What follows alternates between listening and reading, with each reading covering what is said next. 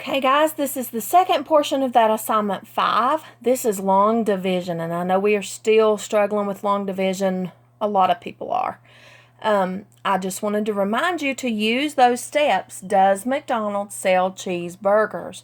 D for divide, then multiply, subtract, check, and bring down. So as we go through this, I'm going to refer back to those steps.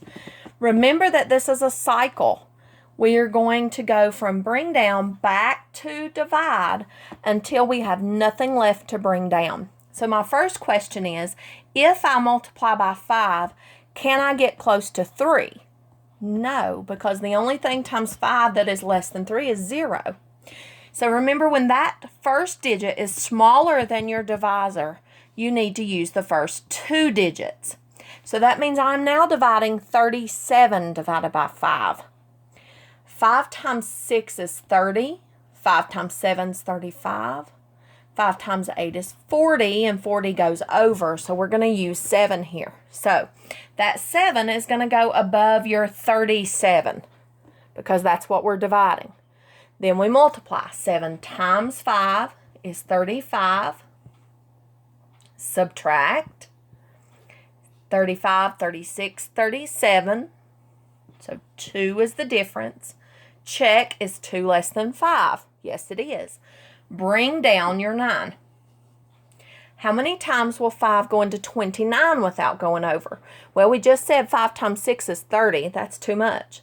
So 5 times 5 is 25. So we do 5 times 5 is 25. Subtract 25, 26, 27, 28, 29. So the difference is 4. Now look, once we have that difference of 4, there's nothing left to bring down. So that 4 is our remainder. That's what's remaining. So we would say this is 75 remainder 4. If we were going to check this, we would do 75 times 5, and we'll do it out here to the side because that's our quotient times our divisor. 5 times 5 is 25. 5 times 7 is 35, plus 2 more is 37. And then remember, you have to add back in your remainder, so plus 4. That's 9, 7, 3. And that is the dividend we started with. Always check division with multiplication. Okay, so the next question says 56/8. So if I look at that as a fraction, this is an improper fraction because the numerator is bigger than the denominator. I can also read this as division, though, because remember I told you that fraction line is also a division line. So this is the same as saying 56 divided by 8, which is also the way we change an improper fraction to a mixed number. Now, if you know those multiplication facts well, you will remember 8 times something equals 56. So 56 is a multiple of 8, and 8 is a factor of 56. The missing factor is going to give me the answer to 56 divided by 8. 8 times 7 is 56. So 56 divided by 8 equals 7. Okay? The last 2 questions are geometry questions. It says circle all that are true about a rectangle. So I drew a rectangle. We're going to look at it and see if the things it says are true. All the angles are equal. Well, to be a rectangle, remember that it has to have 4 right angles. So yes, all the angles are equal. All of the sides are parallel.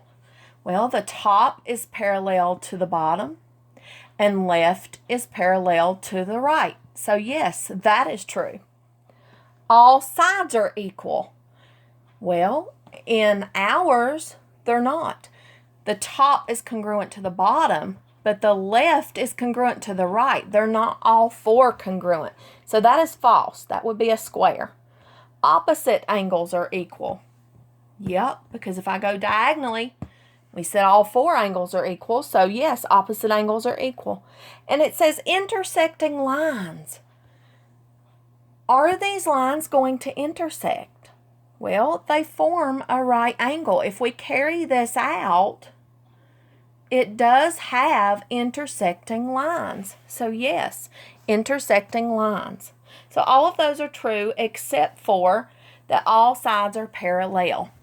And then the last one says, draw a point and label it H. So a point is an exact location. That's it. One exact location. So when you label it H. We call that point H.